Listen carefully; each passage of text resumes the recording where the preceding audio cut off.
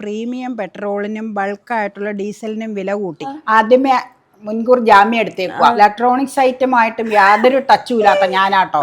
അതായത് കഴിഞ്ഞ വർഷം ഇവിടെ 3 സീലിംഗ് ഫാൻ വേനൽക്കാലത്ത് കാറ്റ് കുറഞ്ഞു. അപ്പൊ മേരി കേജ് ഇങ്ങനെ എഴുതിയായിരുന്നു, ഇനിയിപ്പൊ അങ്ങനെ AC ഫാനും ഉപയോഗിക്കൂല, അതിന്റെ ആയിരിക്കും എന്ന് കരുതി. മിസ് ഇന്ത്യ ഒക്കെ വരൂല അതുപോലെ. അത്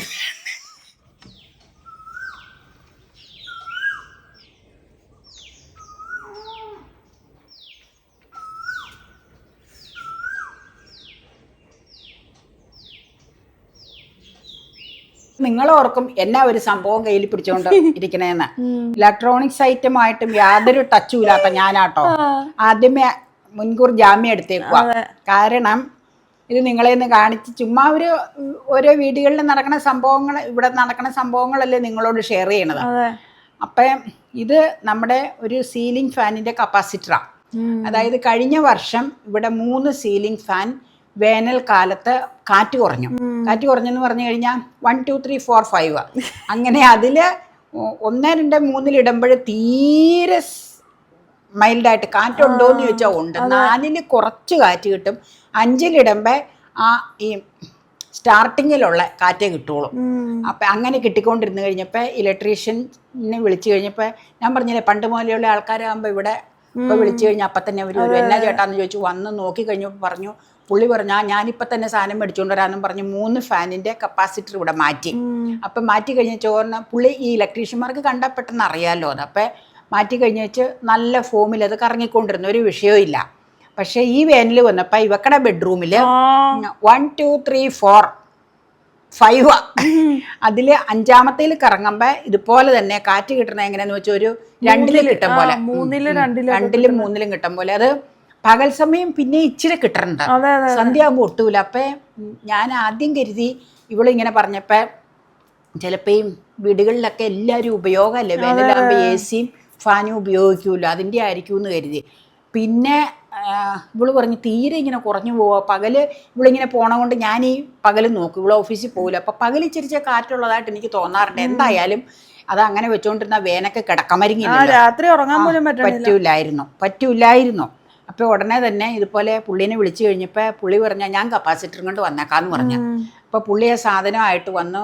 പഴയ സാധനം ഊരിയത് ഞാൻ നിങ്ങളെ കാണിക്കാൻ എടുത്തു വെച്ചു. അപ്പം ആ ഫാനിൻ്റെ അവിടെ ഇട്ട് കയറി പഴയത് ഊരി ഞാൻ മാറ്റി പുതിയത് ഒരെണ്ണം ഫിറ്റ് ചെയ്തു. അപ്പോൾ ഒന്നിലിട്ട് കഴിഞ്ഞാൽ 4 പോലെയായി. ഞാൻ പറഞ്ഞ എന്നാന്ന് വെച്ചാൽ കഴിഞ്ഞാൽ 5 വരെയുള്ള പോയിന്റ് നമുക്കുള്ള എല്ലാ ഫാനും ഈ റിനോവേഷൻ നടത്തിയപ്പോൾ റൂമുകളിലെ എല്ലാത്തിലെയും മാറ്റി. ഇപ്പോൾ ഉഷ ഫാനാട്ടോ ഇവിടെ വർക്കിംഗ്. ഉഷയല്ലേ? അതെ, ഉഷയാ വർക്കിംഗ്. അപ്പം ഈ ഫാനൊക്കെ മേടിച്ച് കഴിയുമ്പോൾ ഇവിടെ വയറിങ് ഇതുപോലെ നടത്തി ഇങ്ങനെ ഇട്ടേക്കുമല്ലേ. അപ്പം ഇതെല്ലാം ഫിറ്റ് ചെയ്യണം അപ്പം തന്നെയാണ്.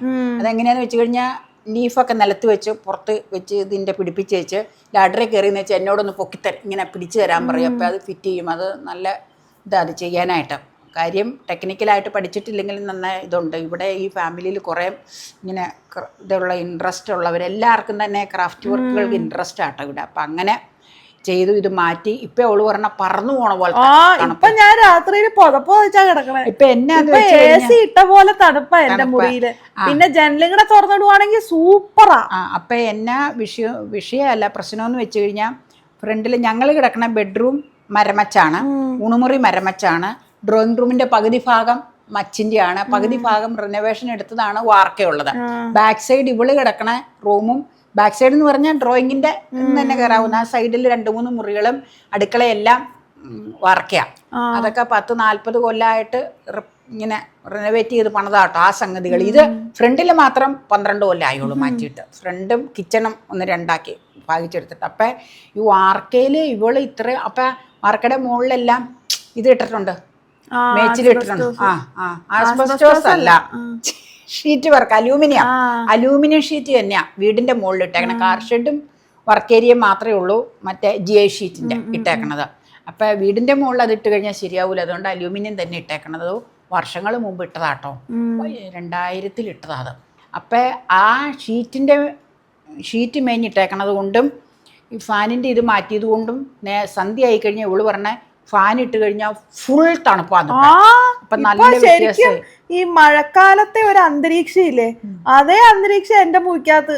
ഇവള് ഒരു പുതപ്പൊക്കെ പുതച്ചാ കിടന്നെ. ഇവള് ഒരു 4-5 ദിവസം ഇവള് ഈ ഫാനിന്റെ ഇതായിട്ട് ഇരുന്ന സമയത്ത് ഇവള് കട്ടില് ഫാനിന്റെ അടിയിലേക്ക് മാറ്റിയിട്ടേച്ച് വരെയും കിടന്ന. എന്നാന്ന് വെച്ചാൽ ചൂടായതുകൊണ്ട്. അപ്പൊ 4-5 ദിവസം ഡിലേ വന്നതിനാന്ന് വെച്ചാൽ ഇവിടെ ഓരോരോ കാര്യങ്ങൾ ഉണ്ടായിരുന്നതുകൊണ്ട് അത് അത്ര ശ്രദ്ധിച്ചില്ല. ഫാൻ വർക്കിംഗ് ആണല്ലോ എന്ന് ഓർത്തിരുന്നു. അപ്പൊ അതാണ് ഇതിപ്പോ മാറ്റിയപ്പോ ഫുൾ ഇതായെന്ന് പറഞ്ഞു. അപ്പൊ നമ്മളെ ഫാനിന്റെ ഇത് പറഞ്ഞപ്പോ മേരി കേജ് പറഞ്ഞിട്ടുണ്ടായിരുന്നു. ഇത് ഞാനിത് പറയാൻ കാരണം എന്താണെന്ന് വെച്ചാൽ പുള്ളിക്കാരി ആ കുട്ടി എഴുതിയിട്ടുണ്ടായിരുന്നു, എൻ്റെ ഫാനിനും ഇങ്ങനെ കാറ്റ് കുറവാണ്, അപ്പൊ ഈ ക്ലീനിങ്ങിന്റെ കുറവാന്നോർത്ത് എപ്പോഴും തുടച്ചിതാക്കി കൊടുക്കും, എന്നിട്ട് ശരിയാവണില്ല. പിന്നെ ഞാൻ ആ ഇലക്ട്രീഷ്യനോട് ചോദിച്ചു, അതെ നമുക്കിങ്ങനെ എല്ലാത്തിൻ്റെയും ഉഷാ ഫാൻ ഇപ്പം പുതിയെന്ന് പറഞ്ഞാൽ ഇത് കഴിഞ്ഞ് വെച്ചപ്പോൾ ഫിറ്റ് ചെയ്ത് ഇപ്പം വെച്ചേക്കണത്. അപ്പം ഓരോ ഫാൻ്റെ അപ്പം പുള്ളി പറയണത്, അതേ ചേച്ചി ഒന്നും പറയാൻ പറ്റില്ല, അത് പല കാരണങ്ങളുണ്ടാവും.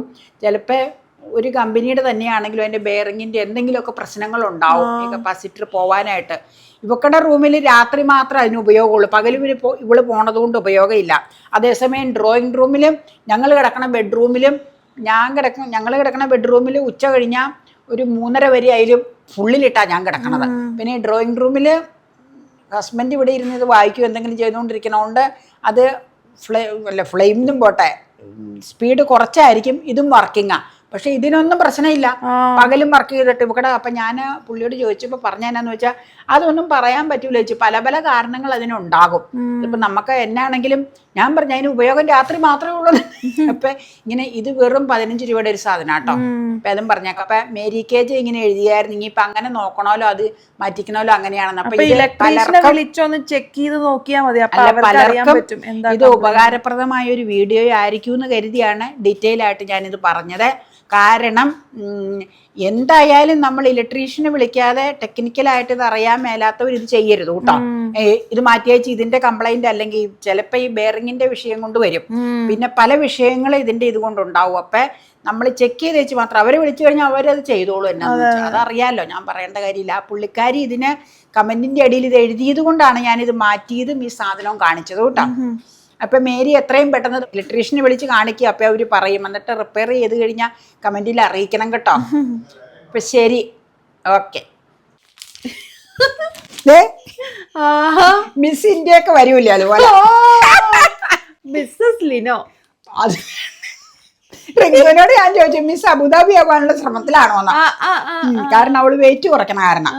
അപ്പൊ പറയട്ടെ, ഇതെന്നാന്നോ ഇങ്ങനെ ഇപ്പൊ എടുത്തത്, ഇത് കാണിക്കാൻ വേണ്ടി എടുത്തതല്ല കേട്ടോ, ഇത് ഒരെണ്ണം കട്ട് ചെയ്യാൻ വേണ്ടി എടുത്ത. അപ്പൊ ഞാൻ ഇവളോ ഇപ്പൊ കാണിച്ചതാ. ഞാനും ഇപ്പൊ എങ്ങടെ പുറത്ത് പോയപ്പോ നാളെ അമ്പലൂർ വഴി പോയായിരുന്ന, അവിടെ അതിലേ പോയപ്പോ ഒരു ചെറിയ സൂപ്പർ മാർക്കറ്റ് അവിടെ ഉണ്ട്, അവിടെ ഇതിങ്ങനെ തൂക്കിയിട്ടേക്കണം. അപ്പൊ ഞാൻ പറഞ്ഞു നിർത്തിക്കാൻ നമുക്കിത് മേടിക്കാറുണ്ട്. അപ്പൊ എന്നോട് പറയട്ടോ, മുളന്തിരുത്തി കിട്ടാത്ത സാധനമാണോ എന്ന് ചോദിച്ചപ്പോ ഞാൻ പറഞ്ഞു, അല്ല ഇതിപ്പോ മുളന്തിരുത്തിട്ട് പോകണ്ട, ഇപ്പൊ പോണ വഴി ഇത് കിട്ടിയില്ലോ, 15 രൂപ ഒരു എക്സോ. അതെ അതെ, നല്ലതാ. ഒരെണ്ണം എടുക്കുക. അപ്പൊ എടുക്കാൻ നേരത്തെ നിങ്ങളെ കാണിച്ചെന്നുള്ളതേ. നാരങ്ങയുടെ സ്മെല്ലുള്ളത് നല്ലതാ. പാത്രം ഇതിൽ ചെയ്യുമ്പോ അത് ഞാൻ കുറച്ച് കഴിയുമ്പോ നമുക്ക് എല്ലാവരും ഒരു ഇതായി കഴിയുമ്പോ അത് മാറ്റൂലോ. ഇത് മുറിച്ചാണോ അമ്മ എടുക്കണേ? അതെയോ? കാണിക്കാം. ഒരെണ്ണം ആയിട്ട് എടുക്കുക. പണ്ട് എങ്ങനെയാന്ന് വെച്ചാൽ മാർജിൻ ഫ്രീ എന്ന് മേടിക്കുമ്പോ വലുതാ കിട്ടണേ. അപ്പൊ ഒരെണ്ണം 2 കാക്കി കട്ട് ചെയ്യും. ഇത് 15 രൂപയുടെ ഇതാകുമ്പോ അതിന്റെ ആവശ്യമില്ല. എന്നാന്ന് വെച്ച് കഴിഞ്ഞാൽ ഒരെണ്ണം എടുക്കണം. കാണിച്ചു തരാം, കാണിച്ചു തരാം. അല്ല അങ്ങനെ ഒരെണ്ണം കിടക്കണത് അവിടെ ഇട്ടേക്കണത്. ഇപ്പൊ വെറുതെ കാണിച്ചെന്നുള്ളോട്ടോ, ഇതിന്റെ പരസ്യമൊന്നും അല്ല, ഇതിന്റെ പ്രൊമോഷനും അല്ല, കൃത്യം പൈസ കൊടുത്ത് മേടിച്ചതാ. നല്ല നാരങ്ങയുടെ മണതിന്, നല്ല മണ, ശരിക്കും നാരങ്ങ വീണ പോലെ. അതെ, നല്ല സ്മെല്ല്. പാത്രം കഴുകുമ്പോ നല്ല രസമായിരിക്കും. നല്ല അതല്ല നീറ്റ് എന്തോ ഇത് നല്ല ഇതുണ്ട്, തൃപ്തി. അത് തന്നെ, മനസ്സിനൊരു ഇണക്കം. ഓക്കെ, കൊണ്ടിട്ടേച്ച് വരട്ടെ കേട്ടോ. വർക്കേരിയയിലല്ലേ നമ്മള് പാത്രം. അവിടെ കിടക്കണത് മാറ്റാം. എവിടെ കിടക്കണ കാണിച്ചു, ഈ വലിപ്പത്തിലുള്ളതാ അവിടെ കിടക്കണത്. അതാ നല്ലത്. ഇടയ്ക്കിടയ്ക്ക് അത് മാറ്റണം. അല്ല, ഇടയ്ക്കിടയ്ക്ക് മാറ്റണം, അല്ലെങ്കിൽ എന്നാന്ന് വെച്ച് ഈ ബാക്ടീരിയ ഉണ്ടാവും പറയുന്നുണ്ട്. അത് കുറച്ച് കഴിയുമ്പോ ഏത് മാറ്റണമല്ലോ. ഓക്കെ,